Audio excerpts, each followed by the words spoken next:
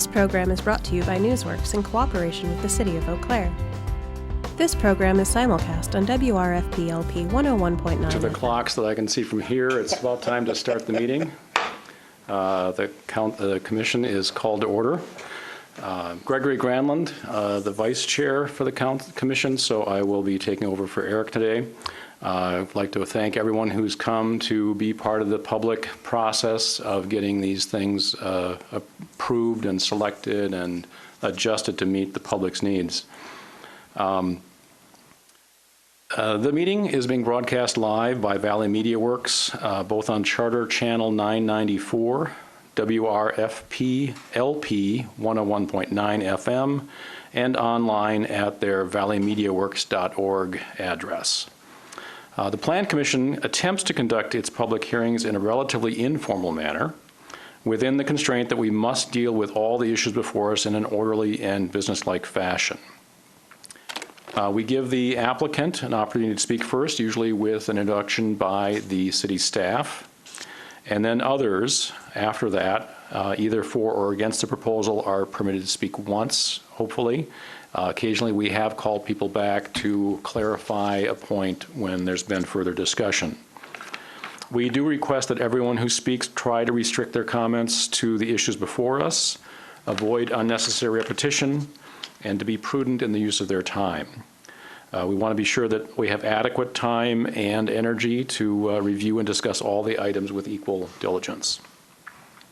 So here at the beginning of the meeting, I'd like to remind everyone that to limit interruptions, we'd like phones turned off or to silent.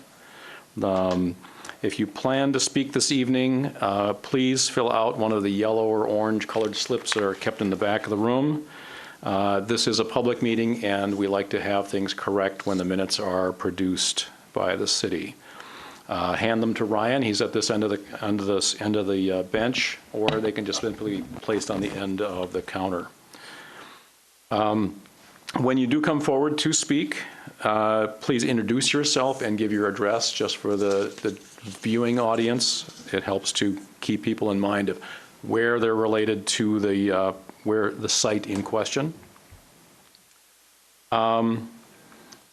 If there is a controversial item, we may have some additional time limits necessary. I don't think anything tonight is on that sort of the agenda. But we have the agenda been published. Our first item is a public hearing, which will include public commentary, recommendation to the City Council regarding the rezoning from I-1P to 3P of the site on the west side adjacent to the Menards store.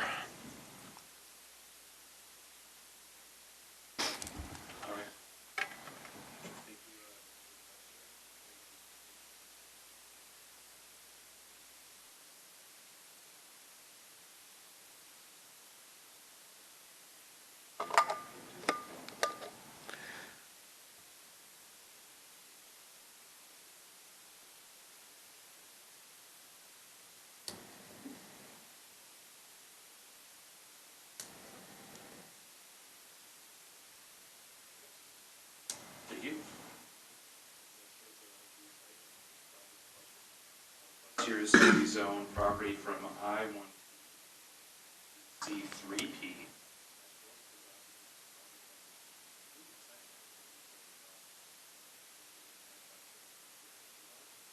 Applicant, and the property is approximately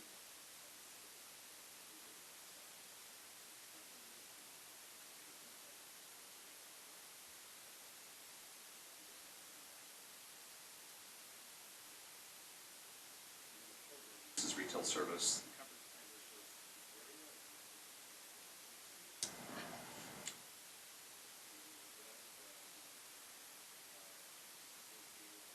Southwestern boundary of Gateway West, immediately north.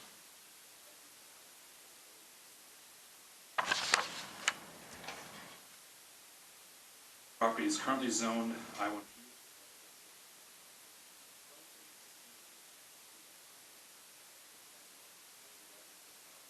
Of the building.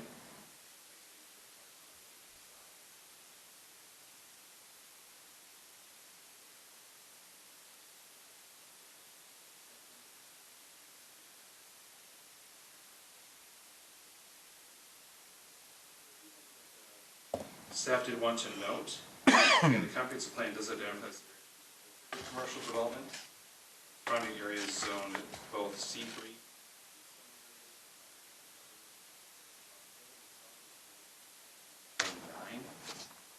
The former location for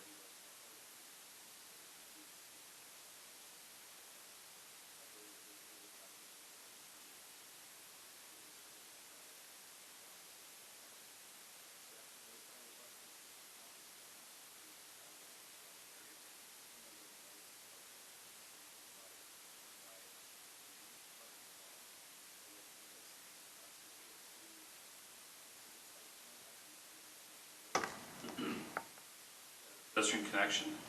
As the dumpster enclosures, again, as needed. The site will also need to meet lighting standards. Parking will also need to be provided.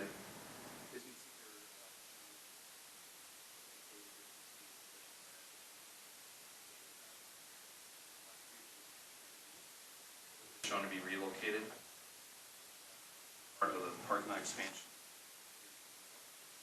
New parking lot area.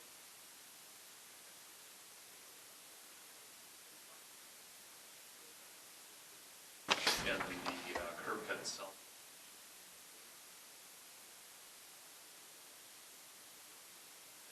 Those will be replaced.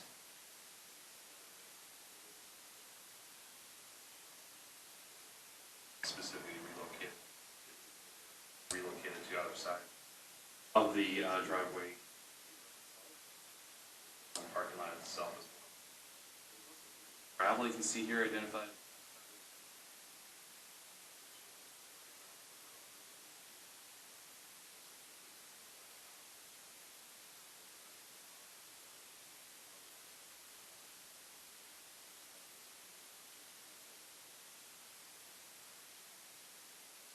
Side to the proposed building. Those are a number of conditions that staff taking into consideration.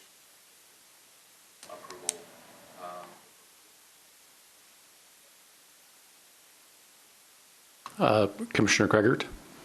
Thank you, Mr. Chair. Thank you, Mr. Allen. I see that on the east edge of the property, there's a driveway that cuts between Truex Boulevard and the Menards parking lot to the south. My understanding is that's currently that currently doesn't exist, but is my understanding correct that it's proposed as part of this site plan, or? Yeah.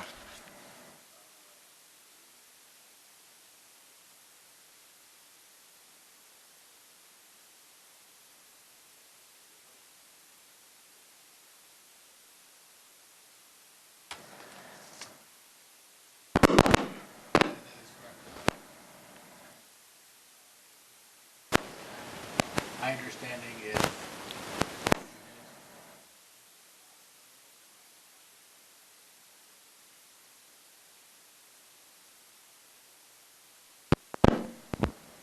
the Menards store located to the south of this property is having issues with access to their backyard and has proposed to close the through driveway along the front of their store and add an additional driveway out onto Truex just to the west of Mercantile Drive.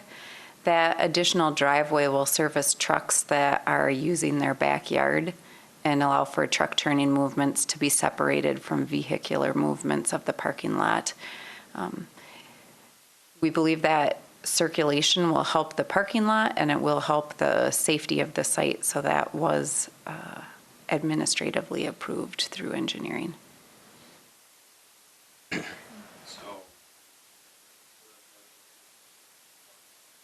Correct. So it's related,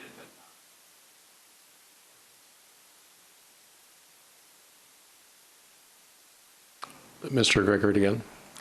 Thank you, Mr. Chair. Mr. Allen, I was wondering also about the topic of sidewalks along Truax Boulevard itself in the city right-of-way. Would that be something that the commission could give direction on, or as part of the site plan and rezoning, or is that something that is, I understand that a sidewalk, if it was actually to be connected to Mercantile Drive, it would have to go across property, or the property to the south a little bit. But I guess what was staff's consideration on that? Sure, we reviewed that.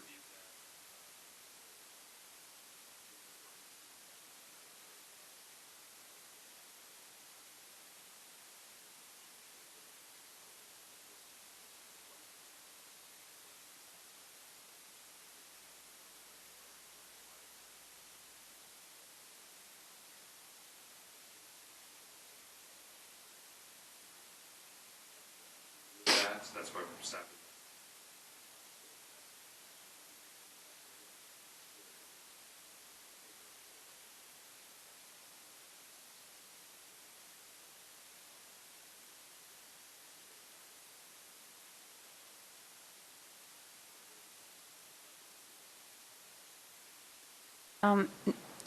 With the additional driveway there, we did not consider the pedestrian connectivity because most of their pedestrian access is off of Mercantile Drive. And it does go up to Truax. We didn't see the need to go to the west at the time of the driveway addition. We did look at other, the Jimmy John's.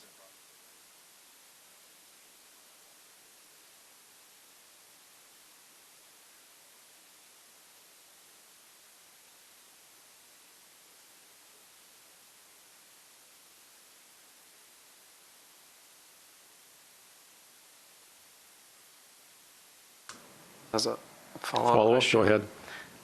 So when considering a rezoning, is sidewalk ever recommended? I mean, my understanding is since we're going from industrial to commercial use, it would increase pedestrian activity.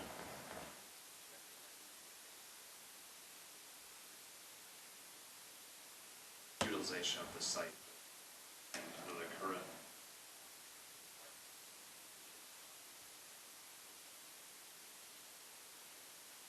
Okay. Certainly something.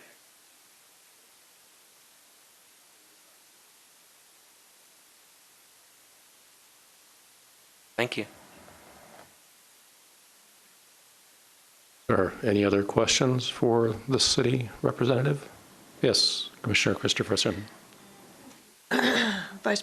Vice Chairman, Mr. Allen, I'm wondering if there's some detail that would inform me what the approval of drainage calculations and drainage grading plan would look like.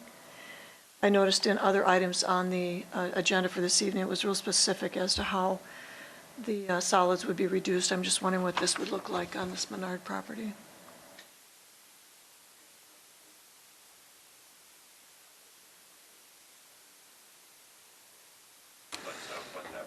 Where and how that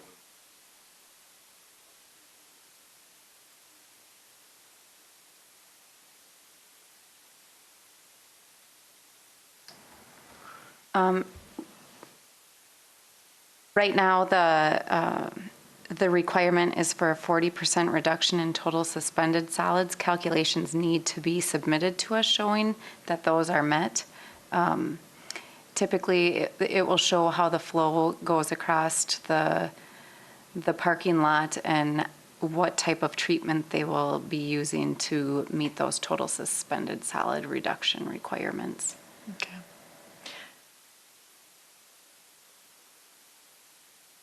City property, less of this, I don't know. If that's utilized. Everything is draining that direction at this time, so it would probably be going into that storage area and using the facilities to Lowe's Creek. I have a follow-up question. Yes. So would those plans be seen by the Plan Commission, or would they be approved by staff? Typically, they're just approved by staff. So that the solid reduction, would that storm drainage area that it's moving towards, would that be one of the means at which those are separated out? Or would it have to be a reduction prior to it reaching that? It would be a reduction prior to reaching that, and it could be a swale type, it could be just going over the grass, it could have different treatments to meet that reduction. Thank you.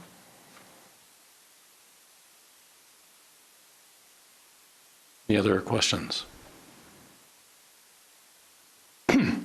We'll proceed and see if we can hear from the owner's representatives.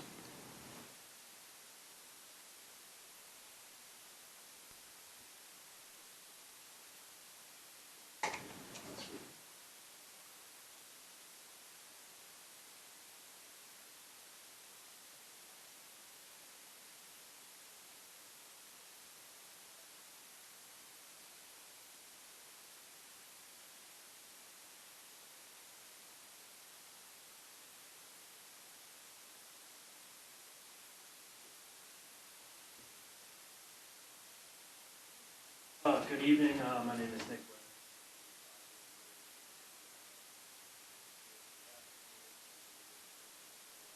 We have proposed.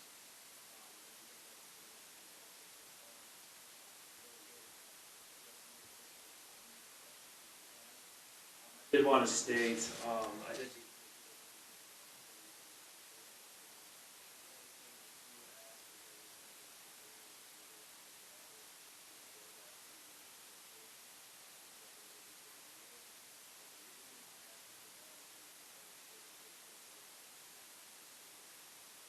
Future, we actually proposed an expansion and brought this to the city. Decided to hold off on that for now, just to see how operations are working at this stage. So instead of hauling off the gravel, hauling the gravel, and then just within a year hauling off the gravel, I just asked, can we have that sit for 1 year? And then we can design. Don't need an expansion.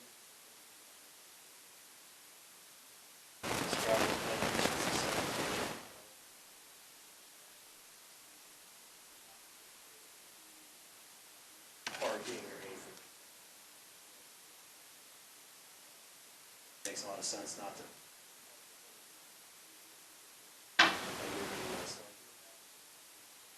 On that one condition.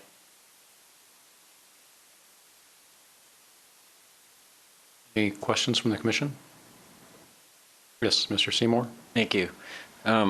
With what you just said, would you be storing anything on that gravel, or would it? It's not intended to store anything right now out there. Side, our open or overhead.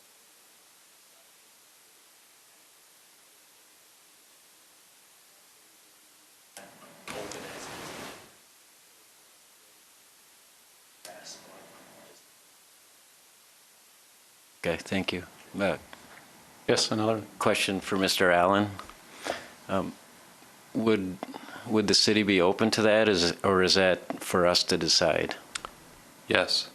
Yeah, I would say both in a sense, but again, I think with the stipulation that the grading and drainage would still be met, especially for that TSS threshold. That would be really the only concern, is whether that could impact drainage even just temporarily. Okay, thank you.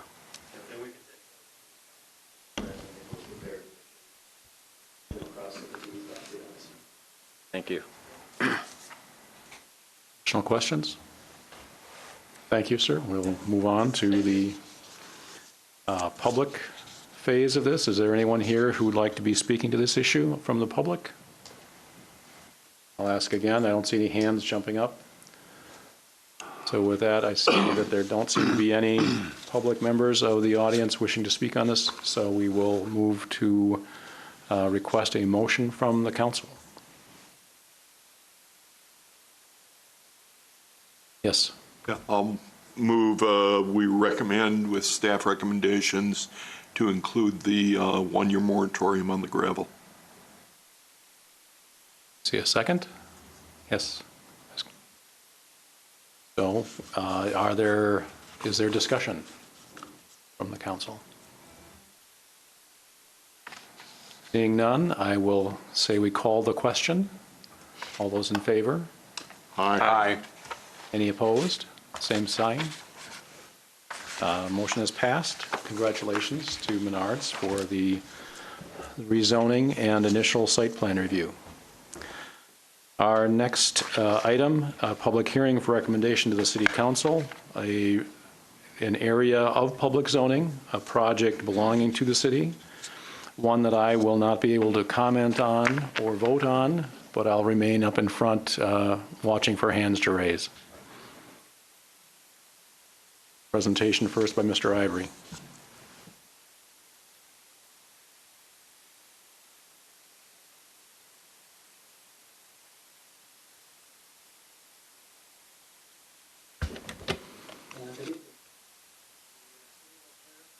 Working with Lean and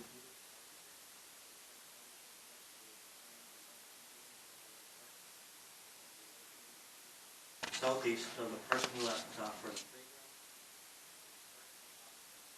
acres and sides, and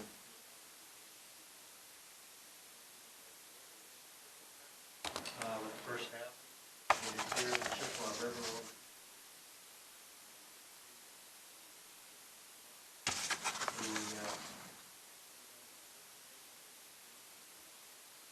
Here, and then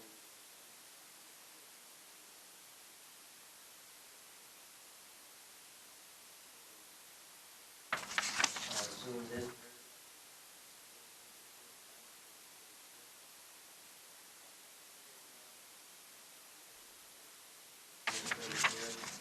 Recreational trail.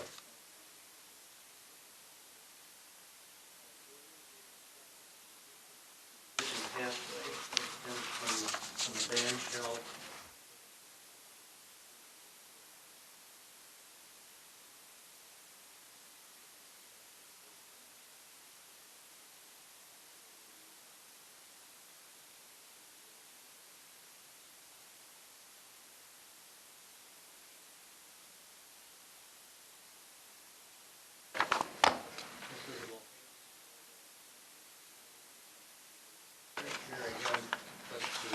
parking lot located here.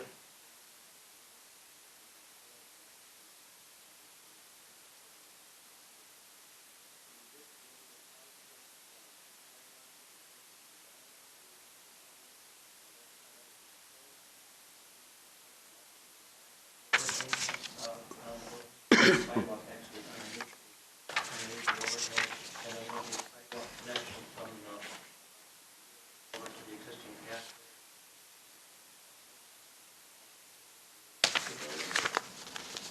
The building itself.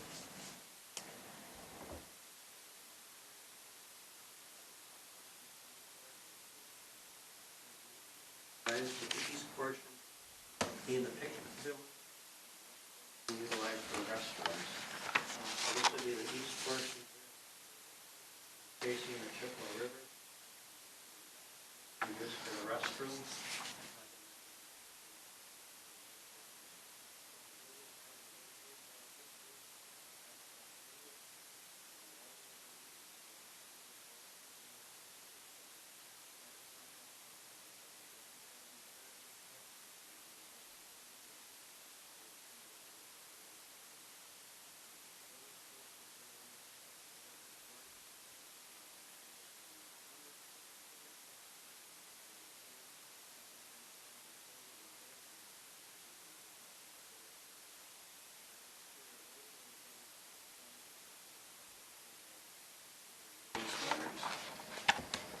The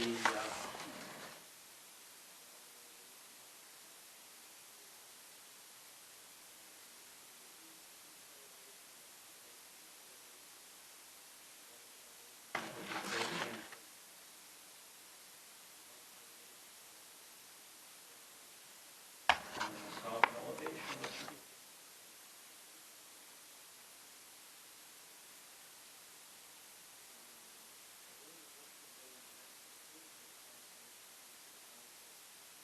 Riverbank remediation.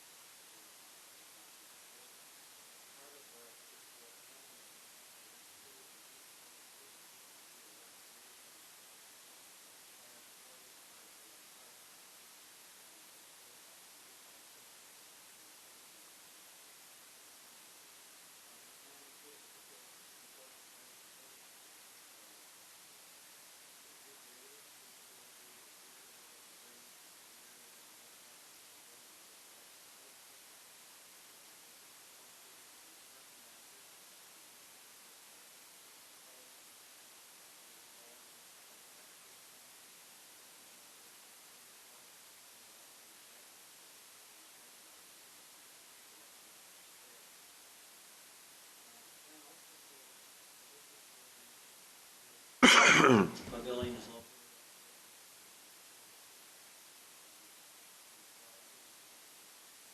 That was,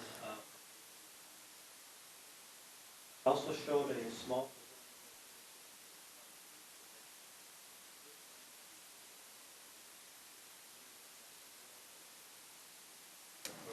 as part of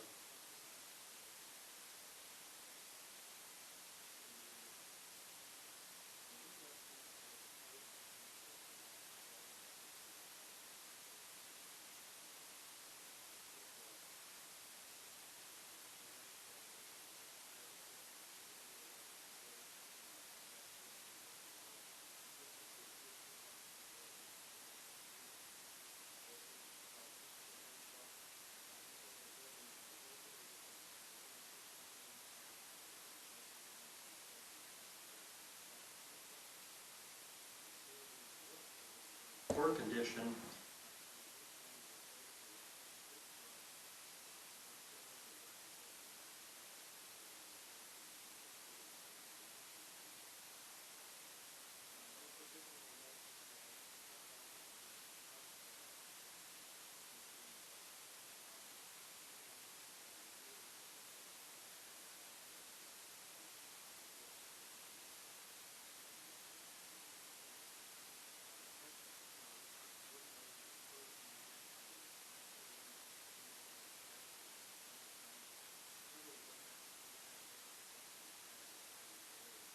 I would prefer not to add additional asphalt.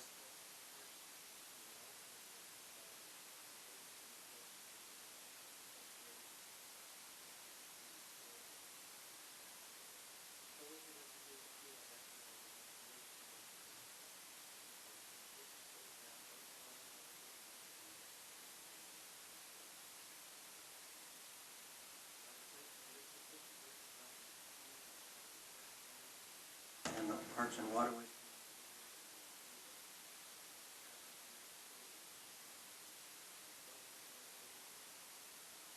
City's exterior lighting standards. Listen. Monday.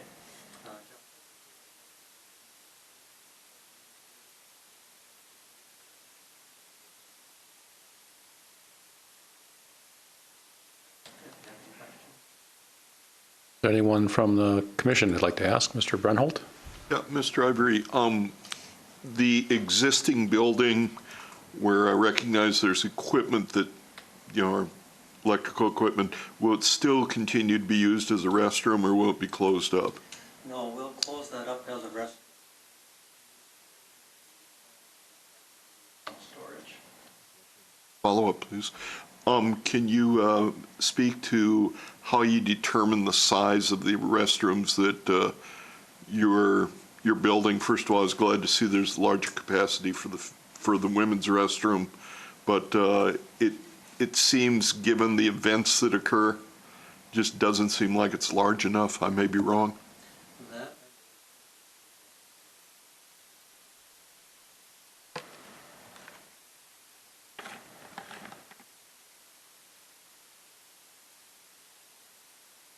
Evening. Question. We do have several events in our parks that do over what our capacity is for restrooms.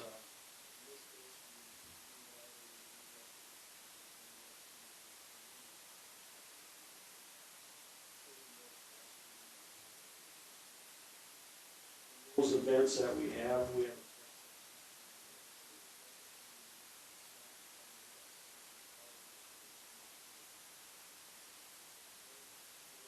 that we have in now, community park, we have.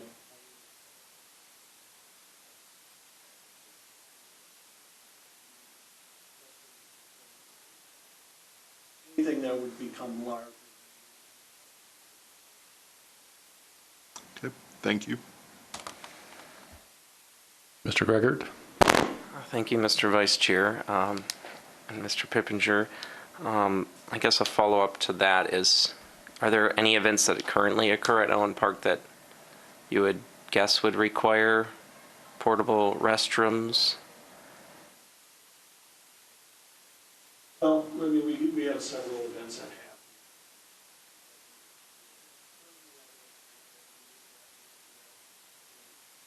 now, we don't have any.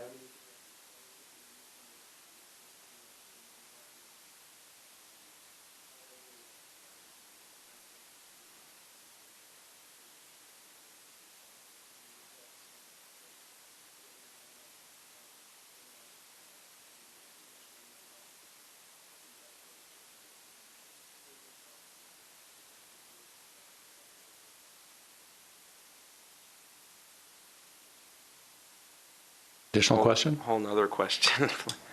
Um, With regard to the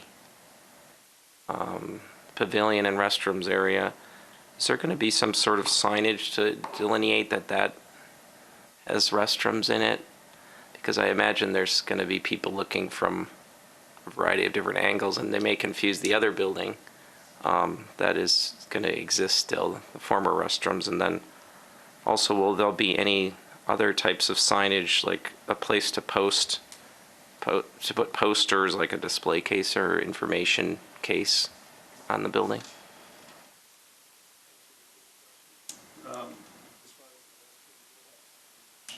Relating to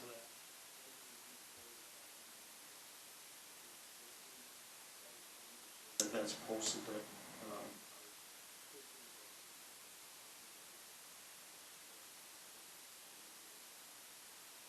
In regards to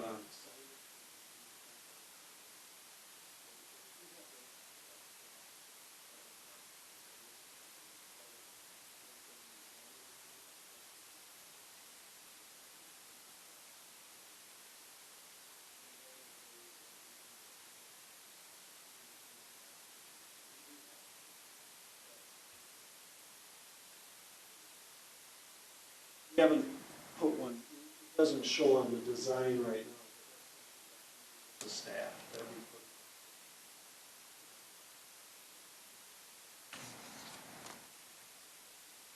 put. Additional questions? Yes. Thank you, Vice Chairman. Mr. Pippinger, I'm just interested on the timeline for the landscaping, and would reference the goat path that may develop, and just wonder if we might manipulate the behavior of, so whatever you know about the landscaping plan and the beautiful trees that would. Well, as far as trees, very minimal impact to any trees. Or the site, you'll see that.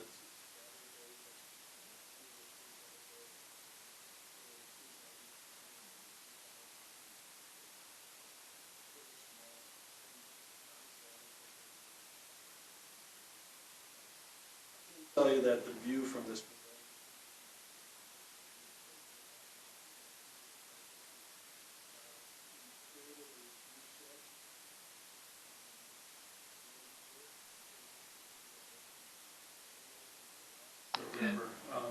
The other thing is that something we're doing more and more with our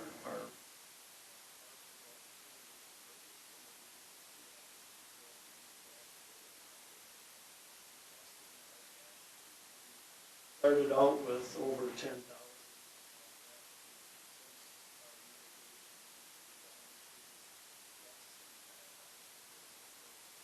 Those that we have taken out.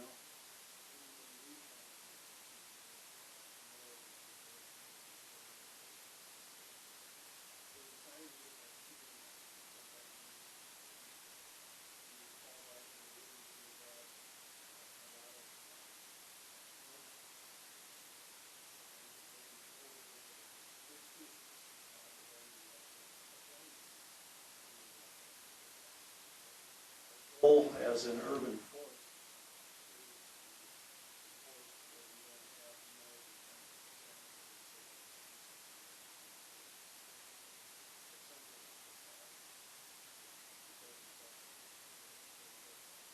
The point that I was trying to get at here is that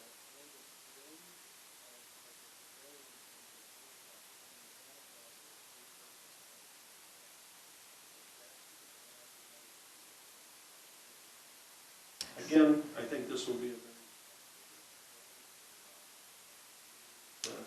to rent.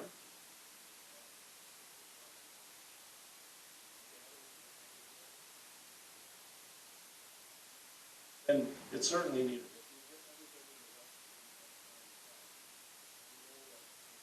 High.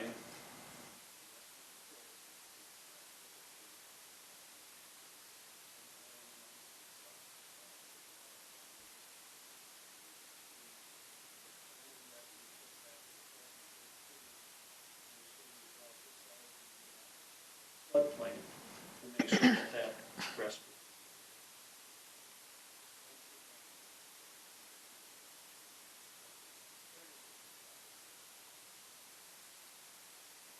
Additional questions?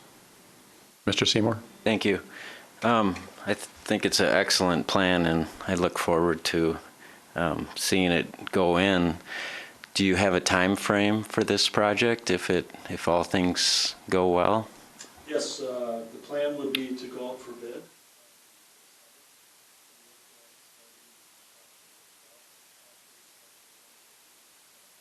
And then with hope that. Very good. Thank you. Mr. Gregor? Thank you, Mr. Vice Chair. Just another question, Mr. Prippinger. This is related to the bike parking. There's the massing view that was shown earlier. It shows, I believe, 3 bike parking spots, and then in the narrative there's 2. So I'm hoping. Well, I guess my question would be, how is that determined in terms of the number? And it actually just refers to it as 2 bicycle racks. So does that mean room for 4 bikes? Okay. So I guess how was that determined in terms of the number? Because when I go there, I see, for like a Tuesday night blues, there'll be like 50 bikes at the park. So what are you thinking in terms of long term for bike parking? Okay. Thank you.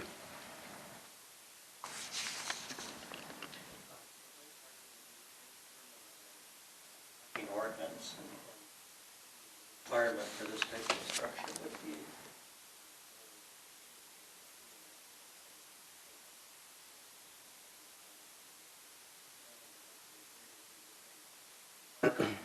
For bicycle.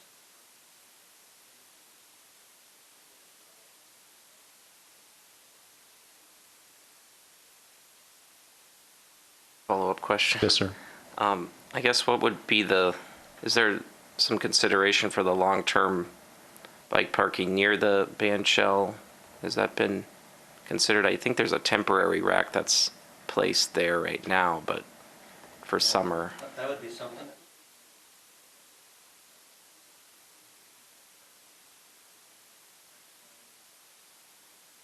Okay. Any additional questions? So since the city is both the initial presenter and the official client, I believe we also have a representative of the design team. Sarah, would you like to come forward? In case there's any additional questions about the design? Nothing? I did have one, actually. Oh, yes. Not me personally, but on behalf of Commissioner Susan Wolfgram, who's unable to be here tonight, she sent an email with a comment or recommendation. I'd like to read this, if I could, into the record. She says, although it is not as of yet considered, quote, best practice, cities that desire to be inclusive are moving forward with designating 1 bathroom in public spaces as, quote, gender neutral. My recommendation, again, Dr. Wolfgram's recommendation, is that all of our parks with bathrooms should have 1 designated as gender neutral, and if one is currently designated as a family bathroom, signage can easily create an inclusive bathroom as indicated by adding changing table inside. With any new bathrooms being constructed, I would highly recommend that we begin adding or designate one as gender neutral. Thank you. So that was a comment from Commissioner Wolfgram, just to be entered into the records since she is unable to be here tonight. Gender neutral.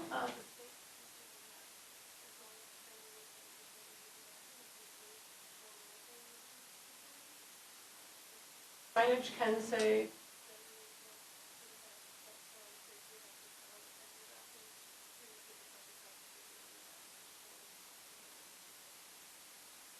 Good to know. Thank you. Any other further questions? Thank you, Sarah. And this is also open for public discussion, so if there's anyone from the public present who would like to speak to this item, I'll ask 1 or 2 times here. I don't see any hands rising quickly. So one last chance for the public to insert comment. And with that, we will look for a motion from the commission. Mr. Seymour. Thank you. I would move approval for this project. And a second. I think Zena's hand went up first. I'll second. We have a motion and a second. Is there any discussion from the commission? Seeing a lot of shaking of heads, I will call the question. All those in favor? Aye. Any opposed?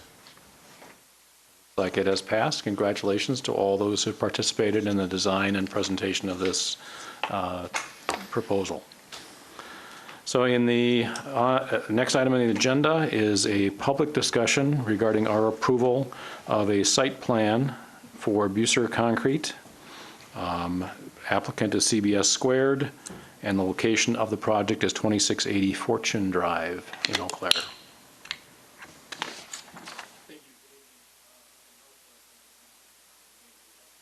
Is number 3 in your packet. The current site.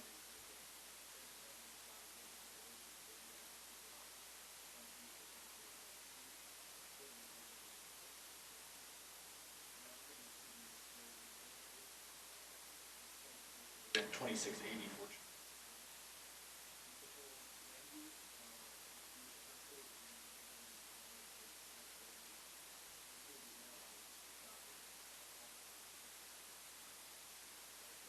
Packet, you do have the site. Part of parking is based on the number of employees. We have a variety of a number of.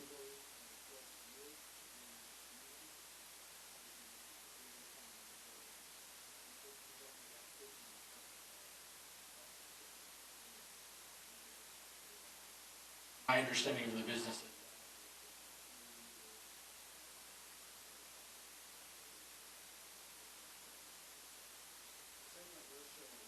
Gravel area, hard to see on this map, but it is in your packet. More or less so. The gravel area is on the north side, the asphalt.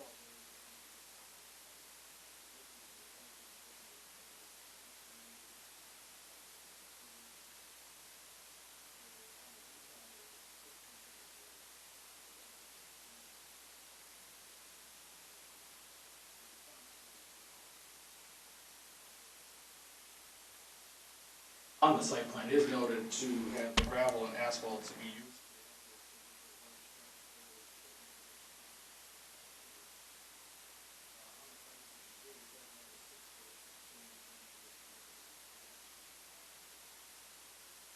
Highway T.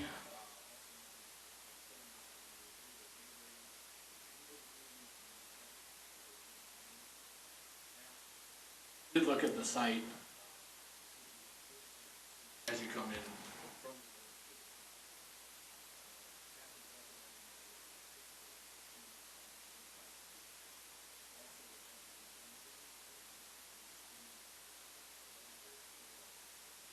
We have large equipment, it's 8 feet tall. Plantings which.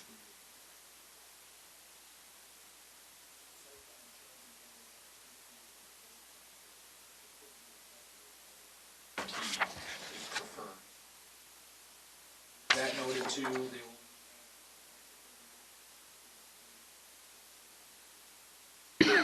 Needed also.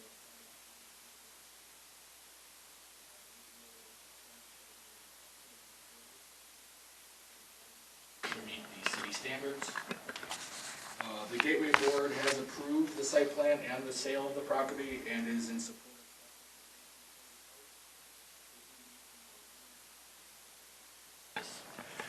Here's an elevation of the building, noted that the east grading and drainage is in a report.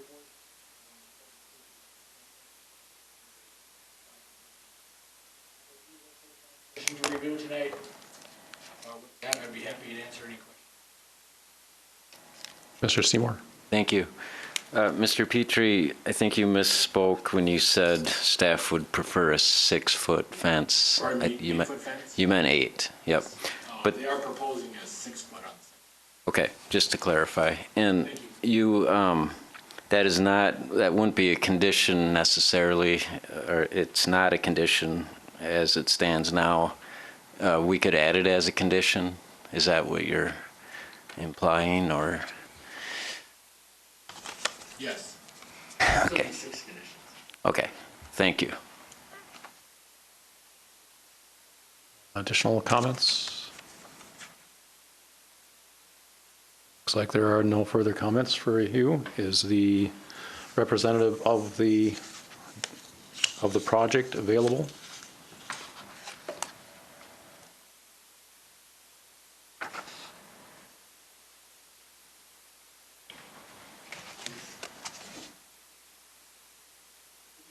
Chad Oster with CBS Squared, Falls, Wisconsin.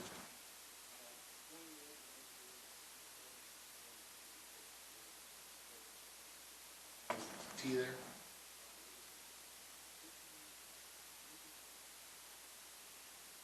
If you're familiar.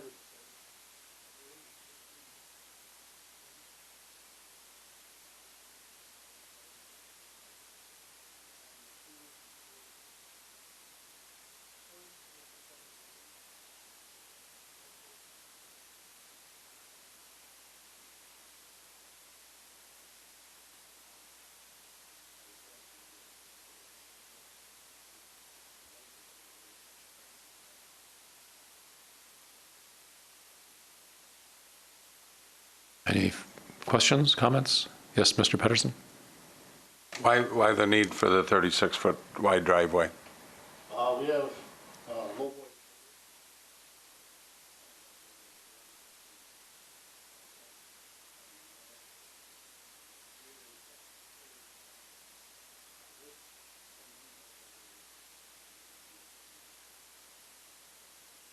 Okay. Additional questions, comments? Commissioner Christopherson? Thank you. I wonder if you would expound a little bit on the 6-foot privacy fence. Do I understand you to say that the angle that people using the street would not see storage on the other side of the building? Okay.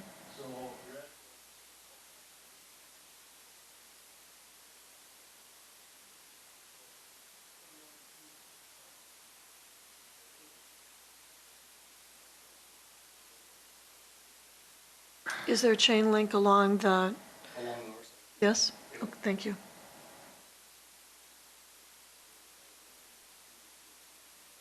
Okay. Additional question? Mr. Brenold? Yeah, and maybe I missed it. How high is the existing chain link? There is no chain link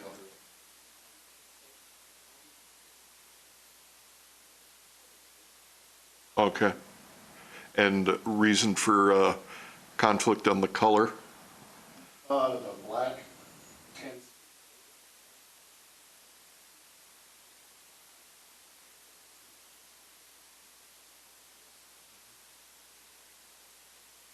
Additional questions from anyone? Thank you, sir, for coming forward. This is not open for public discussion, since it is a site review, as far as I understand, correct? For public comment. There is no public comment portion of this, so our next step is to entertain a motion from the council. Commissioner Christopherson? Thank you. I would move to accept this proposed plan. Second? Mr. Pedersen? I'll second it. And with that, is there further discussion? Yes, Mr. Reynolds? Yeah, Mr. Chair, just point of clarification, then the motion is based upon the conditions as they are in here, which does not reflect the 8-foot chain link.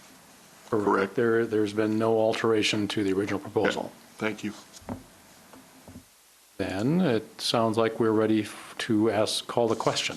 Those in favor? Aye. Any opposed? Passed, and congratulations to those present who represent this project. Next, item number 4 for public discussion and approval by the commission, another site plan. This one for a parking lot expansion at Weld Riley at 3624 Oakwood Hills Parkway.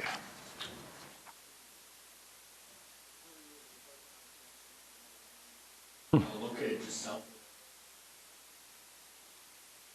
Packet is the aerial photograph.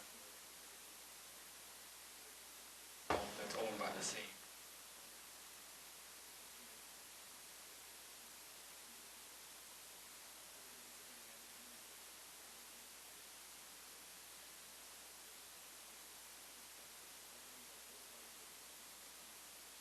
Attached in your packet is an aerial.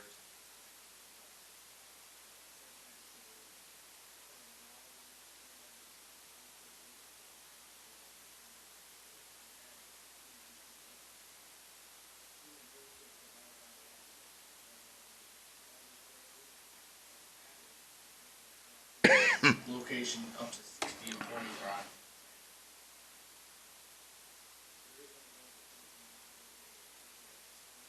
They are renting.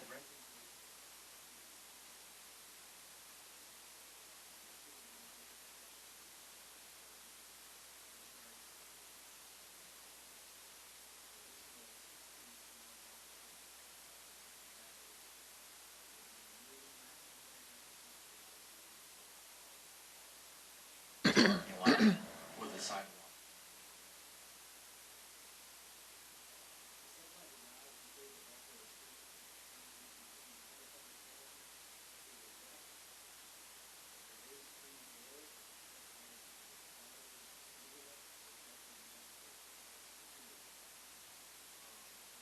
To maintain a buffer.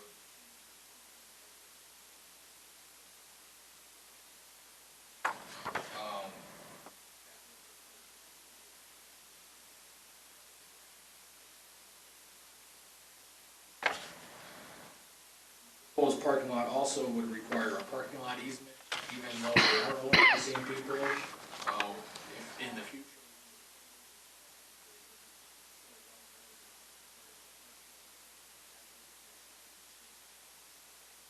Parking is required.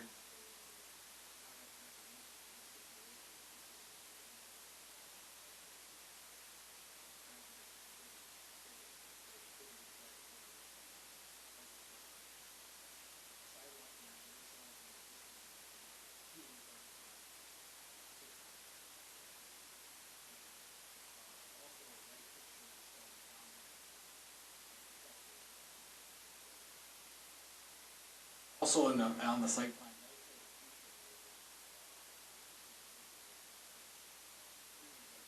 We are showing 2-story.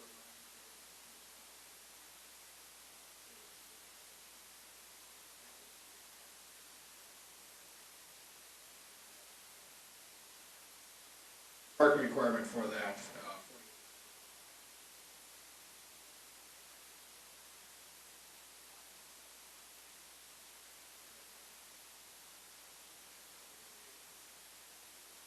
And drainage is noted in your report.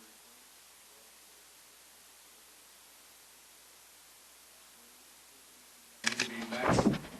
They should add a tree on the front as well. Driveways, again, follow the parking lot easements.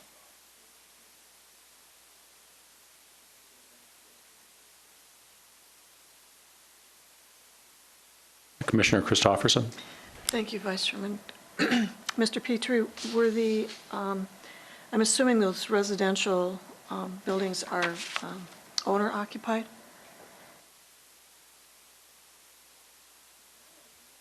And The applicant may know that. And then my actual question is whether or not there was any contact with those residences about this extended parking?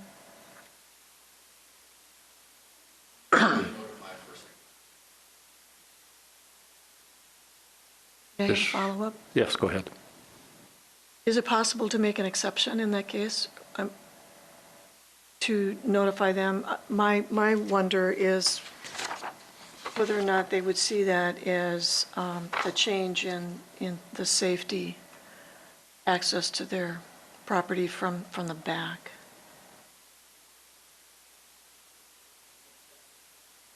Thank you. Additional questions? Mr. Gregert? Thank you, Mr. Vice Chair. Mr. Petrie, do you, you mentioned the bike parking piece of this and how it's kind of a unique situation, but would the bike parking, if it were to be requested by Plan Commission, would that just be like for 2 bikes or what would that? Typically for 60. Okay.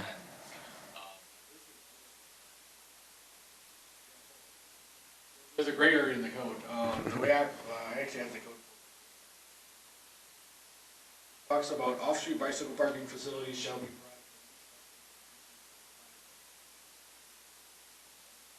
provided. That as this is it.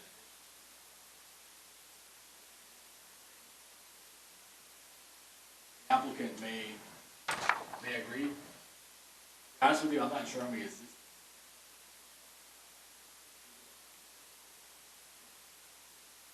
Go ahead. Yeah, I guess as a follow-up, I have ridden my bike here and I've parked to the visitor parking sign, which is sort of a welcoming way to park a bike. But I guess if it was to be required, it would have to be within this site plan instead of near the building, or? I think in Plan Commission's determination.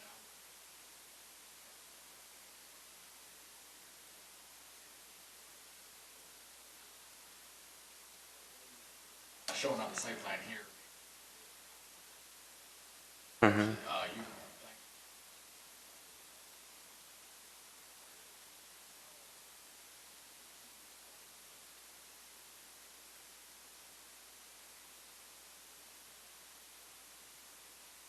Thank you.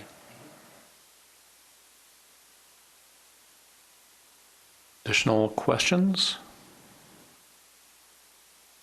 Mr. Petrie, and if there's a representative of the owner, the designer, we can address these issues with a couple of last questions.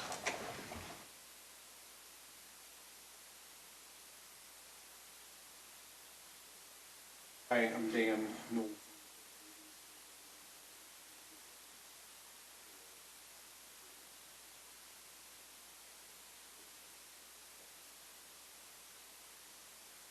Any questions? I guess one question would be, would it be agreeable to add bicycle parking to this portion of the lot that you're aware of?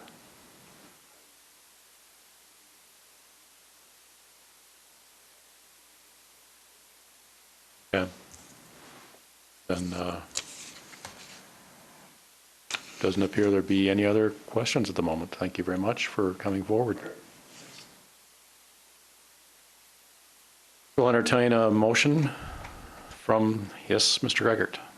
Thank you, Mr. Vice Chair. I'll make a motion to approve with staff recommendations, but also 2 bicycle racks for 4 bikes, and to have them be included near the existing building. Right, and do we have a second of that motion? I'll second. So to be clear, is there any discussion, any alteration presented? If not, yes. Mr. Chair, just for clarification, on a vote to approve, given we have 7 here, we still need to have 5 votes in favor, correct? Okay. Thank you. Yes. Thank you, Vice Chairman. I do wonder, as far as notifying the owner-occupied neighbors or safety, expanding that open area that accesses their backyards, that doesn't actually change the parking, but does that leave us any opportunity to change, like fencing or something that protects the areas around that? I suspect that an alteration or a requirement, much like the bicycle parking, would need to be made as an amendment to the proposal now that we have a motion and a second, so that if we were going to change that, we would need to make an amendment to it. So it would be open to an amendment, and then we would vote on the amendment as to whether that becomes a requirement, and then we would vote on the original motion, whether or not that amendment would be valid. May I have a follow-up question then? Yep. I'm really asking you to educate me to the process, but since my actual request is just to make sure that the neighbors are included in the changes of their neighborhood, I'm not interested at this moment in making an amendment that may not even be necessary. So would you prefer to have knowledge of their notification prior to voting? If you need acknowledgement of their information prior to voting, we would probably have to table this until such information is available. And we would simply, I believe, do we need to take a vote in order not to vote, essentially, at this point, since the motion has been presented and seconded?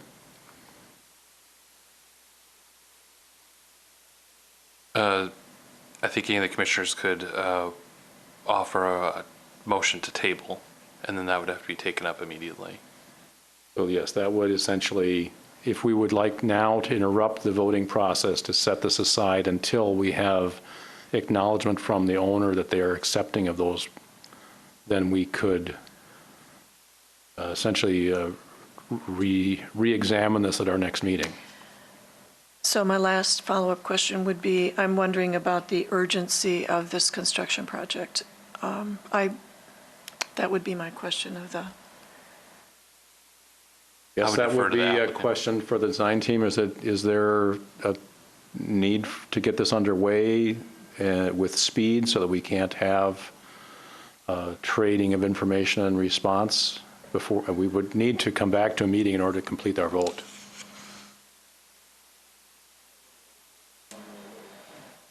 I mean, would 2 weeks be? We meet in 2 weeks, or we do meet in 2 weeks? Yes. Then you would be, it sounds like you would be the one to propose that we set this aside till our next meeting, and then we would look for consensus from the commission on that. I would at least like to expand to my peers that we have that opportunity to set it aside. So I would move to set it aside for our next, for the meeting in 2 weeks. Do we need a second for that, or do we just go directly to the vote? You can go directly to vote. We go directly to a vote, a consensus regarding setting this aside? Mr. Seymour? Thank you. I think you do need a second in order for discussion, Okay. All right. because Sure. I guess Okay, yes. if we get that second, then I do have a question. Okay. All right, so do we have a second for the motion to postpone the vote?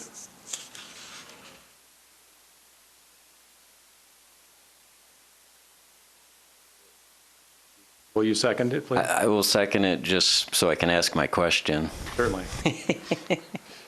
I guess I need some clarification maybe of what the issue is in relationship to the houses that back up to this property. I guess I'm not understanding what the issue is with this, and I want to learn. Well, thank you, Commissioner Seymour. I'm just looking at a very well-traveled Oakwood Hills with very little residential, but a lot of open parking, which to me would be invitation for a lot of illicit traffic. You know, maybe there is nothing there, but my house isn't sitting right behind those trees. I'm simply wondering if, or someone who has property there, to at least invite them into the conversation, since they have not been notified at this point, would be appropriate. And if there is no concern, I would feel at least they were offered the opportunity to participate in the conversation. But I will also bow to I would bow to the concerns of the other commissioners. Is there further, yes? Thank you. I think when you have a change in zoning, that certainly, and I think anytime anybody should be able to weigh in on anything they want, but I think typically it would be a change in zoning that would really make that happen. I still don't see how a parking lot in this spot would have a negative impact on anybody living on White Birch Court, but I guess if we're going to vote on this, I would probably vote against it because I'm still not convinced that there would be any kind of an issue with the parking lot going in there. So I guess that's kind of how I would vote. I'm going to make a similar suggestion that with the parking lot that's just diagonally down to the south from this, if someone were to be looking for an unwelcome purpose in parking behind a building and sneaking through the woods, the next lot down actually provides a better opportunity since it's also hidden from the roadway by the building and would be harder to police than this open lot would be. I think of the various lots and the various amounts of vegetation around, it's unlikely that this will cause a bigger problem than already exists as far as a security issue for this backyard. It is, so I think it's typically more intrusive for there to be a parking lot near the house itself, which there already is, compared to a bit of parking lot further back from the house and further back from the yard and still screened by trees. It's usually a fairly high comment that we get from neighbors when a parcel is going to lose some of its forestation. Since it is right now rather park-like as a neighbor, and in the future it'll be more pavement. But those are still not things that we interrupt as far as when a parcel is being developed. It typically loses trees and it typically is paved and built upon in its capacity. So I have to say I would tend not to support a delay. Vice Chairman Granlund, if I might. Yes. I really appreciate the conversation of the commission and helping me to understand our purposes here. From that, I would like to withdraw my motion to delay. I see a lot of nodding. I think we'll just set that aside then. We don't need a vote on it Thank you very much. to clear that, which brings us back, I think, if unless there's further discussion, that we can call a question and put the original question to a vote, which is to add the stipulation regarding bicycle parking, as well as the original city letter that had been published in the packet. Is that correct? And that was seconded. Mr. Pedersen. With the bicycle parking, we're looking at putting that near the existing building on the other lot? I think that's the furthest suggestion we could make. I'm going to guess that it, just with the project limits, putting it near the other building might only simply be near the stairs or near the connection path between the two lots and not actually near the door of the existing building. That just would seem to exceed the limits of the proposed project area. But near would be in that direction rather than at the end by the driveway. Although we can't require it, that would be the logical thing to do, is to put the bicycle parking near the other building. Correct. Can't require it, but we can highly suggest it. That would seem to be Okay. true to me. Correct? Yep. All right, any further comment and discussion? If not now, I'll call the question. Would you like to vote, please? All those in favor? Aye. Any opposed? Has passed. Thank you all for your participation. And Look forward to seeing you again on another project, perhaps the very next one. For the next one is a public discussion for approval, another site plan, RSTC Enterprises, 4860 Venture Drive. Mr. Petrie. Thank you, Mr. Chair. Before you is another.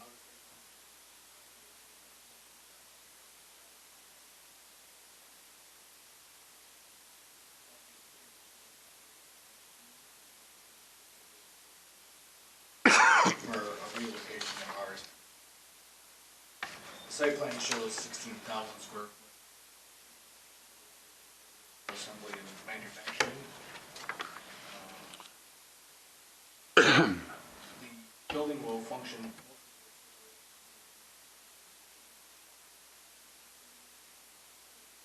Parking again is based on the site plan shows 13. The landscape plan does show on the front and foundation. Will be added to the site.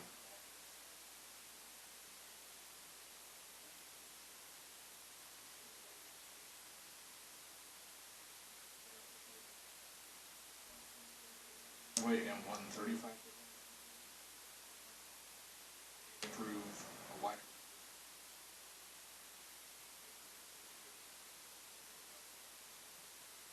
May require.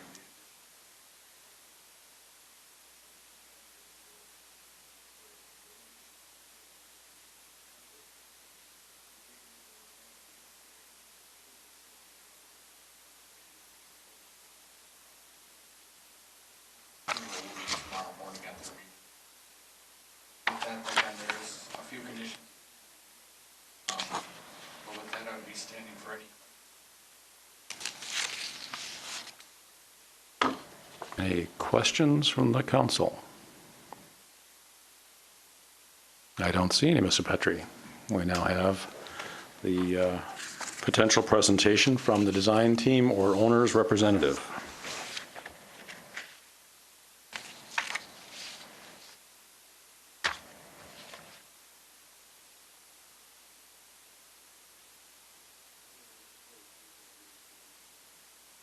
I guess one thing I wanted to comment. Driveway, really only 30 feet, is it?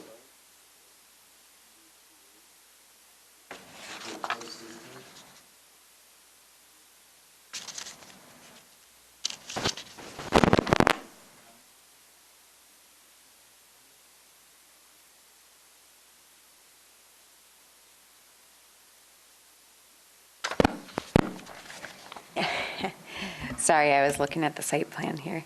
The 30-foot driveway entrance is measured at the right-of-way line, so as long as it's 30 feet at the right-of-way line, that would not need the Plan Commission approval. If it's greater than 30 feet at right-of-way, that's when we look for Plan Commission approval. Okay, well, I just kind of not perpendicular. We don't want to go narrow on it.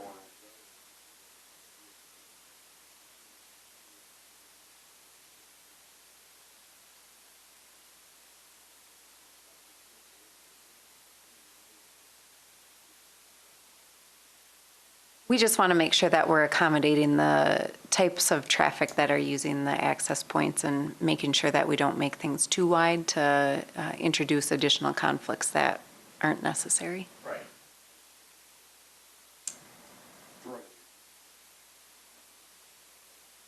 Right. Okay.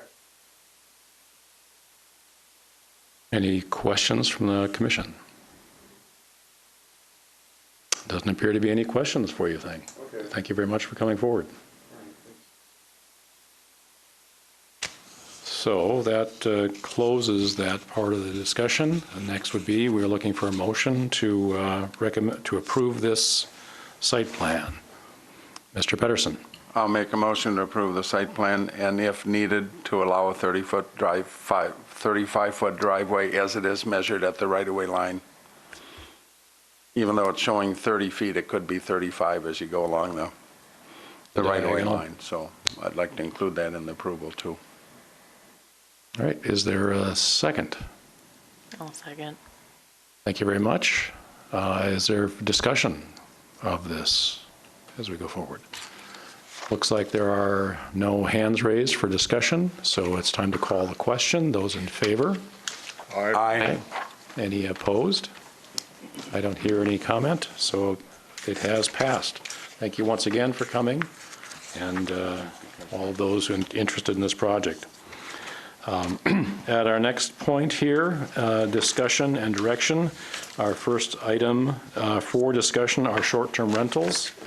And again, this is a very preliminary discussion of the council and not specifically a public comment period.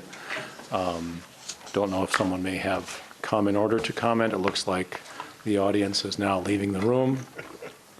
So there's no potential conflict on the discussion. Mr. Allen. All right, thank you, Mr. Vice Chair, members of the commission. Trying to keep us here. Great, but did want to the topic discussion outside of these walls, and also set forth as a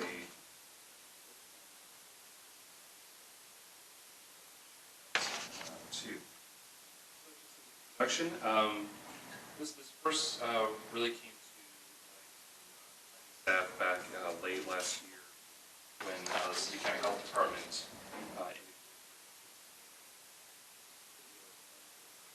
license for called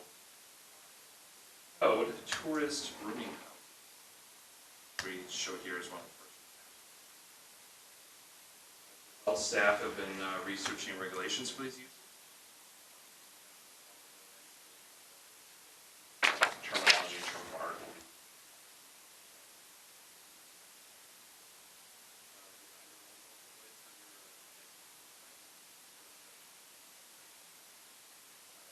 Staff have had discussions with Visitor and their sales task force. So without listing off everything individually, I will kind of walk through attachments just to kind of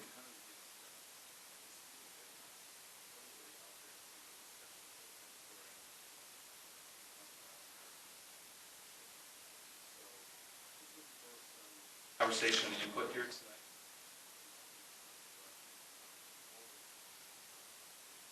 Discussion with our finance director and others as well, related to the taxing component of this.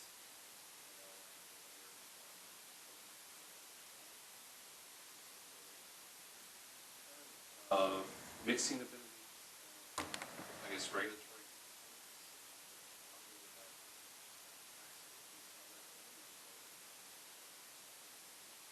With the commission here. So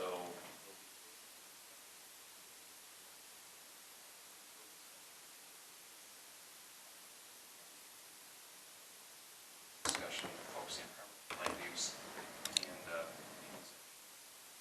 with that, walking through.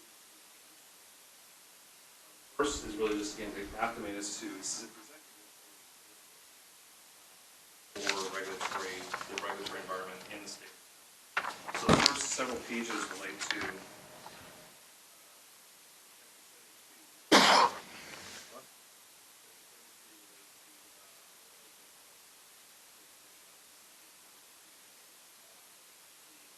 Department of Agriculture, Trade, and Consumer Protection.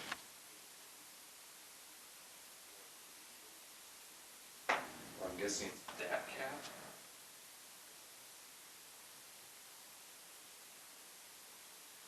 That's cap. Acronyms around here. So. That's cap. DATCAP. That's cap. DATCAP. That's cap. Okay, thank you. All right.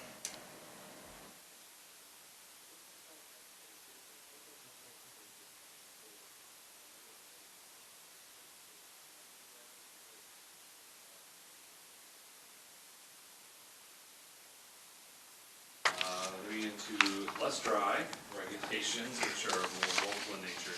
Again, this is a Board of Health regulations chapter regarding logging and regulations with the City County Health.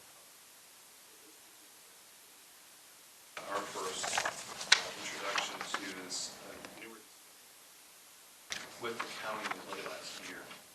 What this talks about, wanted to call out the provision. Tourist rooming house.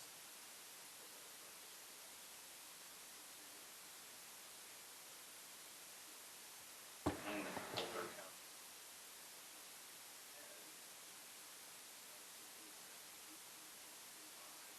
Hello.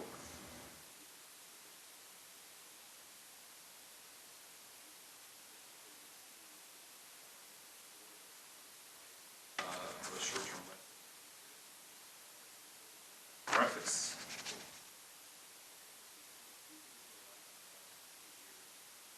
But the thing to, again, as noted in those motel tourist rooming house.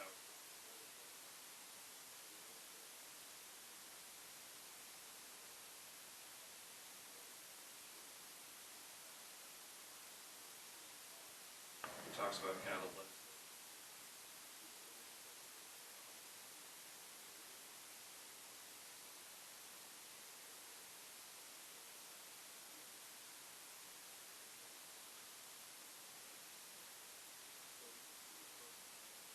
Airbnb.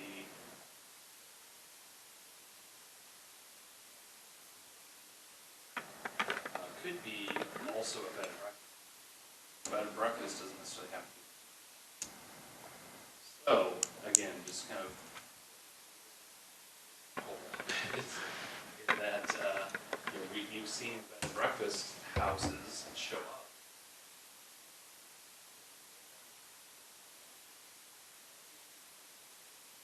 Airbnbs, they need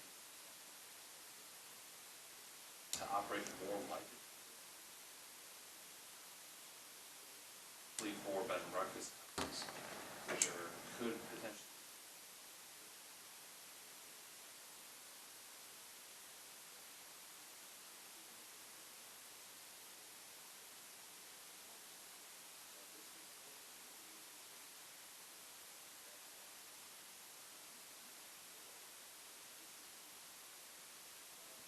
The department, the state put out about a year ago, year and a half, which is interesting.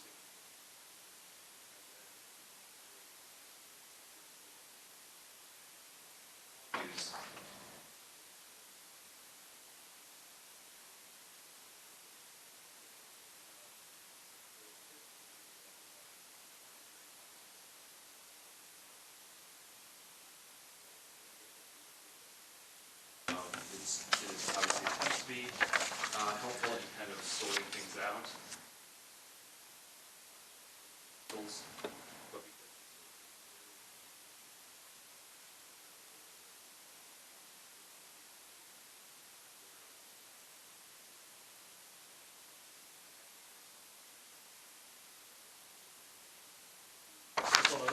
But others have.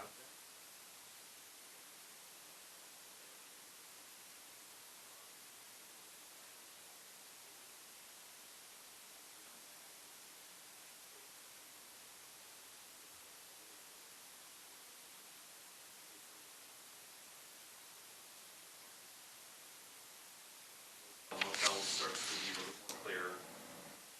Then we start talking about taxes again, like it's a sort of topic that we want to get.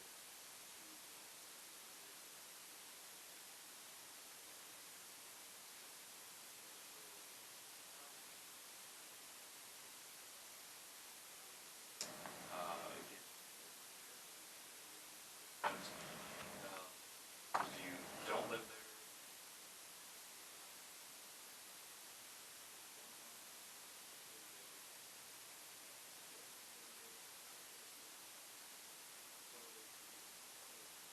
I hate to say a lot of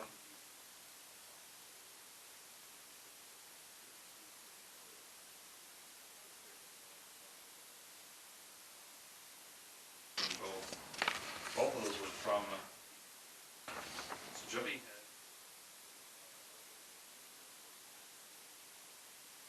had the commissioner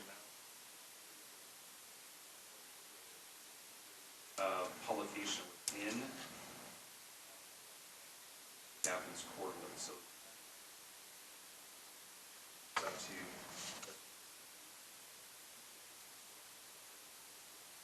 So if you're looking kind of hard, but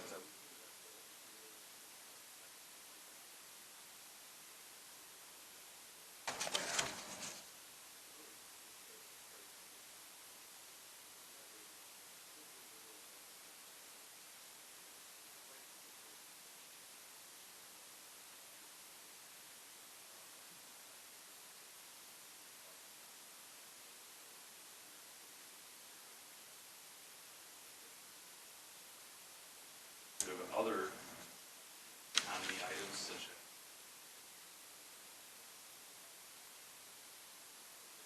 home of Airbnb,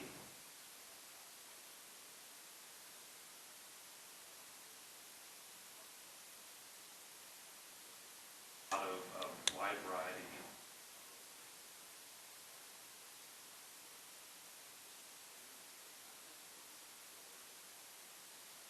Issue with here to help us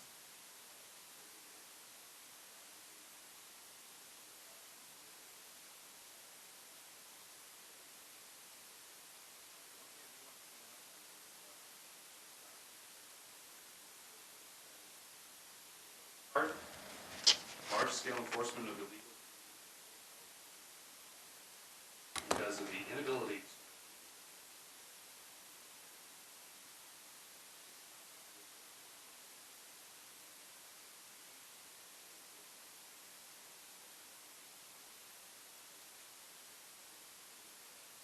these are very seasonal, local events. I know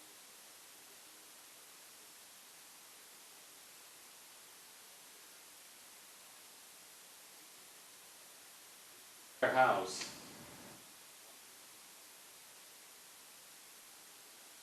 Just an example, anecdotally, that last week.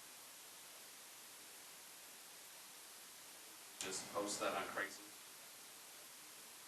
That's it, and you'll never see me.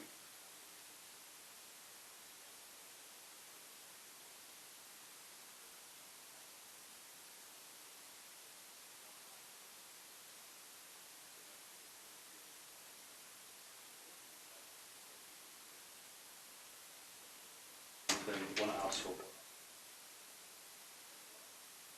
After that, there's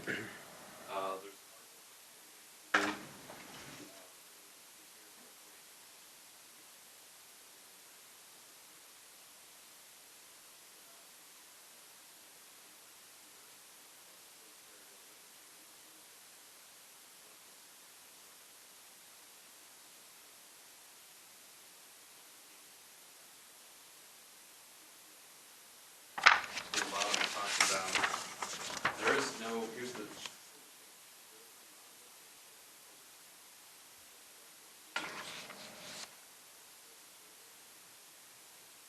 speculators, profiteers. So there's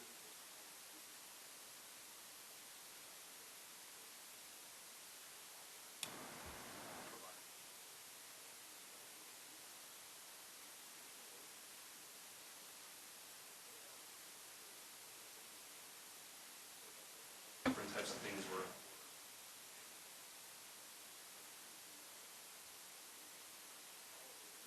to some degree or another.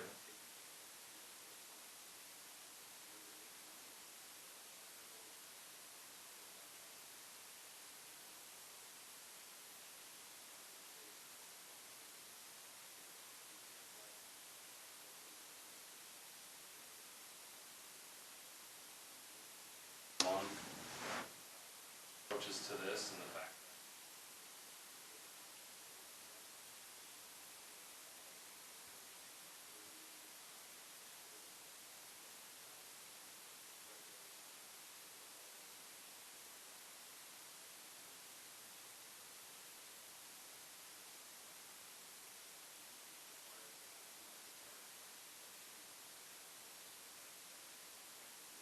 that seriously not just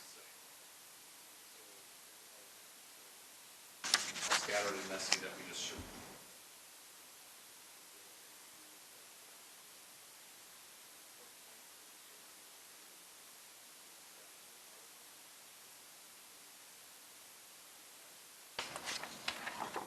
Talks about exactly that.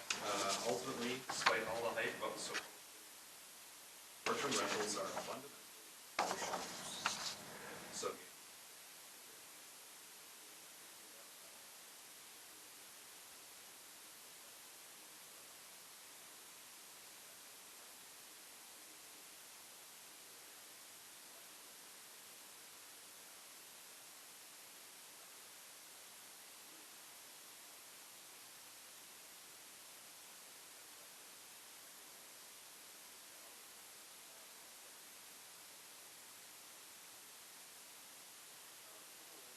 we're given here.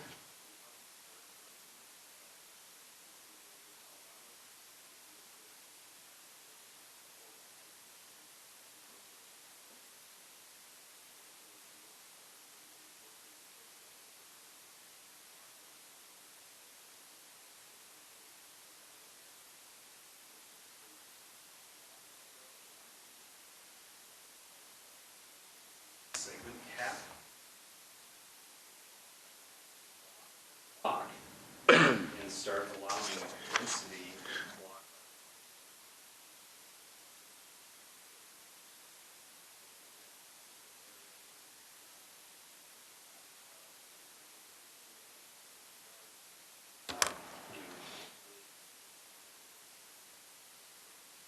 Important, but again, this is a drastic step.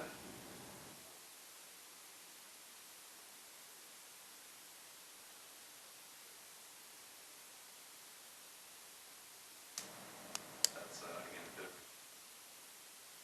of mentioned Aspen, Colorado, for example, but again.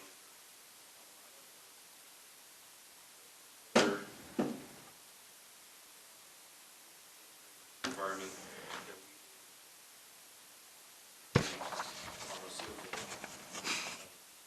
so that makes a difference too. So we then start looking back at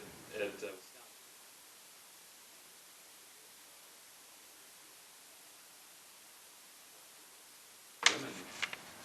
Thanks also to John for helping us validate some of the there as well. So.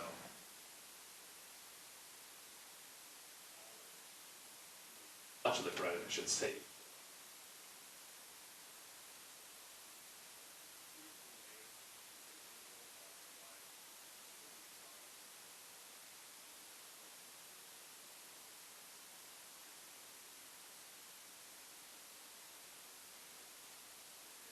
But it does for our consideration. And the number of things that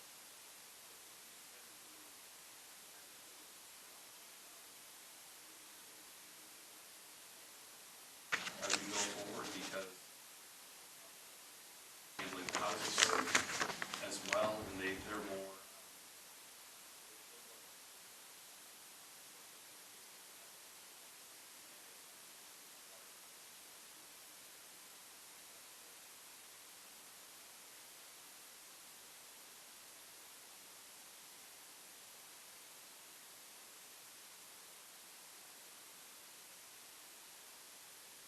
not say it that way. 15 years ago.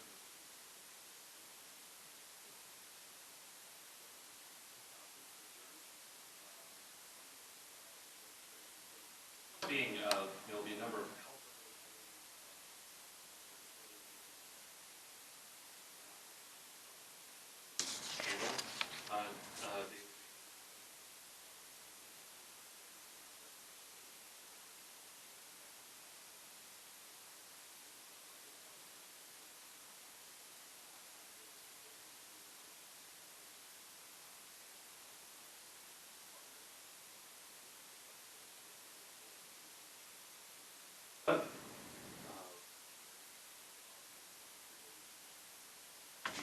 typically be requiring, again, we may require insurance.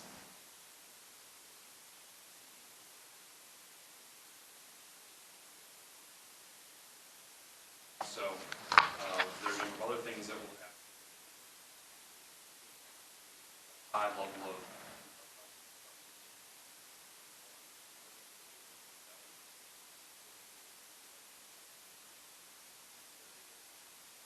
figure out where to meet in the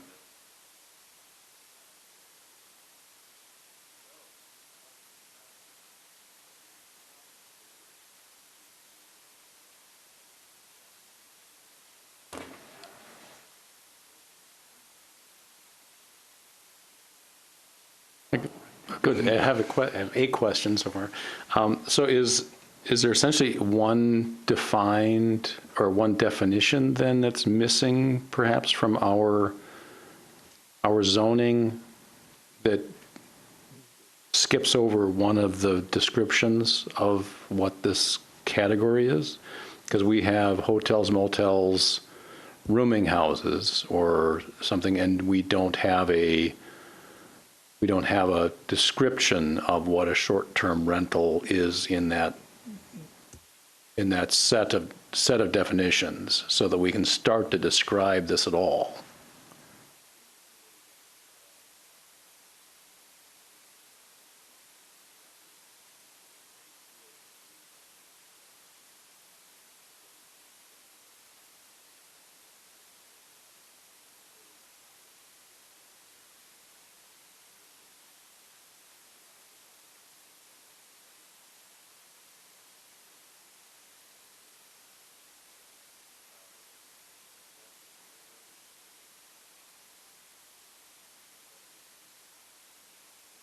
City County Health Department.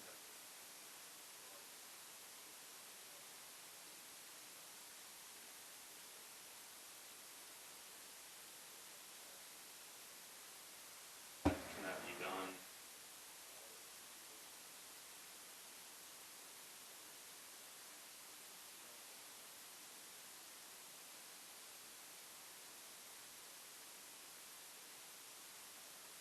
Breakfast house is right at the point.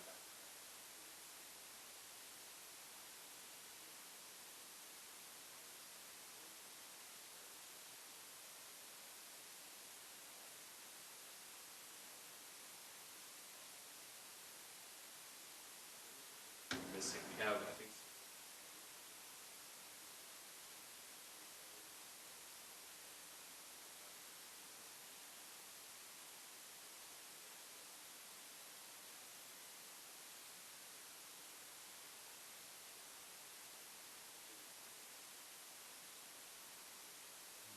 Mr. Brennholt? Yeah, Mr. Allen, thanks to you and your team, everybody, for all the research and everything that's been done. I think your point as far as what they've done in Green Bay, looking at that at least gives us a good framework for a starting point. I think the other thing is trying to put some definition, because when I was going over this and looking at this, one of the things that came to mind, there's sites which give you the opportunity to swap a house. I go stay here and you get to come and stay here.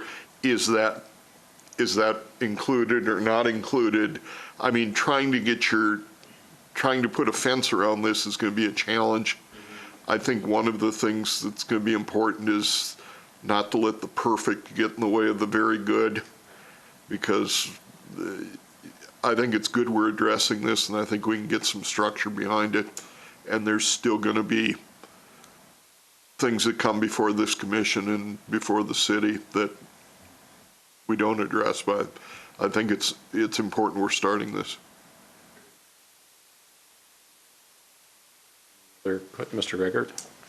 Well, thank you, Mr. Vice Chair, and Mr. Allen, for your work on this, and everybody else that has been researching. I guess the point about affordable housing was interesting to me, and I feel that there's probably a lot of intersection there. One way of thinking about it the opposite way would be that it helps people stay in their homes. If they have an extra bedroom or something, they can find another income source to do that. But yeah, and like so I guess as many of the intersections with the affordable housing issue would be helpful as we explore that right now. But I guess another question would be, neighborhood associations and how they may be involved in carrying out this conversation as a community. So I'm not sure what your plan is in that regard. Very good point.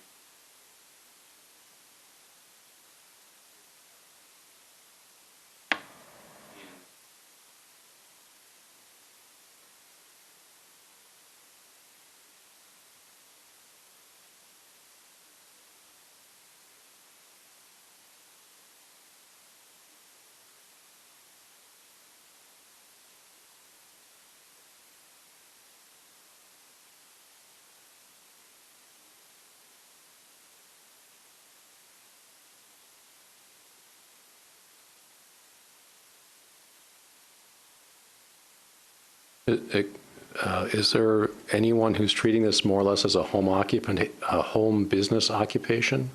Is that reflected in any of the other locations that essentially this would be much like someone running a beauty shop in the spare room, or, I mean, we just had that massage therapist who started a home business, and it would be, whereas that's a very limited use of one's home for an hour on daylight time, typically with a business use.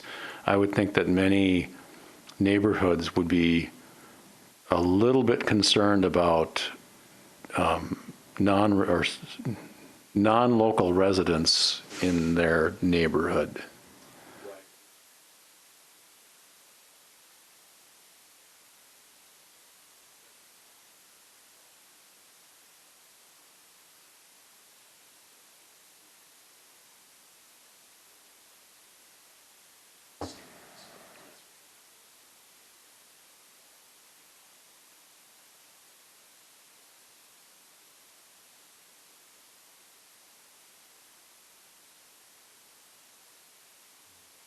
The state.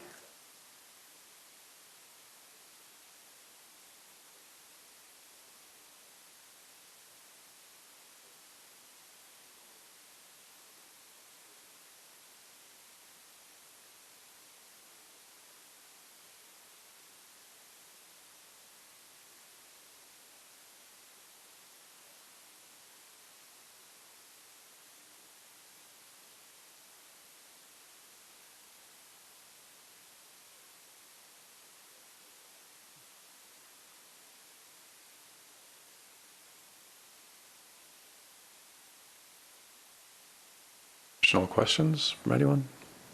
Yes. Thank you.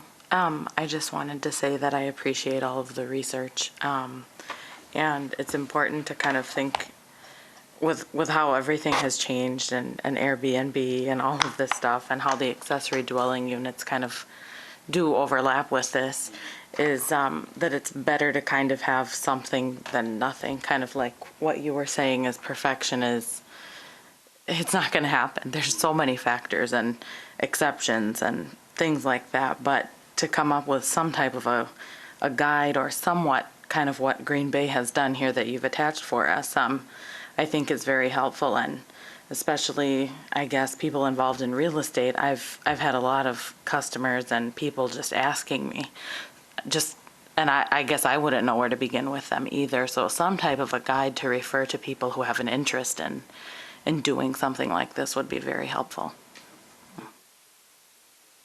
Yeah, also as well, anyways, showing interest.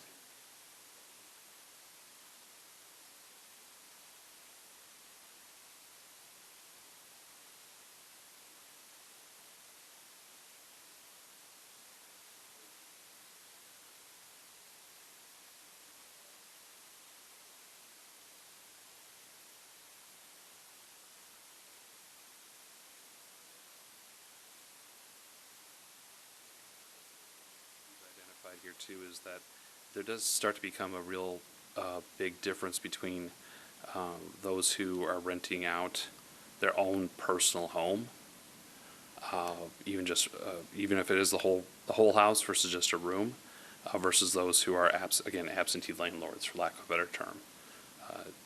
Obviously, much like any other, the conditions start to become an issue. We start dealing with that. So that is one way that start to address it is exactly, it's not the perfect ordinance, but it's good in that saying, well, if you're, owner occupied, you can do this. That's the kind of the starting. Let's open the door a little bit and allow owner occupied to occur, rather than just kind of a free for all and let anybody do it for any purpose. So, some things to think about. Right, looks like we may move ahead to our next All right. item. Thank you very much. We'll be back, I'll say shortly, but hopefully sooner than later, like we did with the ADUs and tiny homes, and have additional discussion, but appreciate the feedback and commentary so far. Again, we'll start having some conversations with other stakeholders as well and get some input that way, and do a little bit more research from our neighbors as well to see what others are doing. We want to be completely divergent, but we don't want to just take somebody else's cookie cutter and just change the name either. So, thank you. All right, thank you very much. On our agenda, additional discussion items, is anyone aware of some code compliance issues we need to be addressing? Have anyone got items to place on future agenda? Has anyone got additions and corrections to our previous minutes? Not, that means we are adjourned.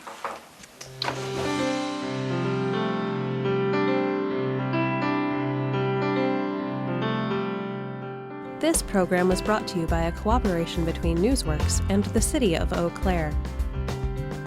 A transcript of this meeting is available for the hearing impaired. It will be available within 7 days of this telecast. Call 715-839-4912 or TDD 715-839-1689 or write Eau Claire City Clerk, P.O. Box 5148, Eau Claire, Wisconsin 54702-5148. Newsworks is made possible by continuing community support. If you would like to volunteer or make a donation, please contact us via phone at 715-839-5067 or online at valleymediaworks.org.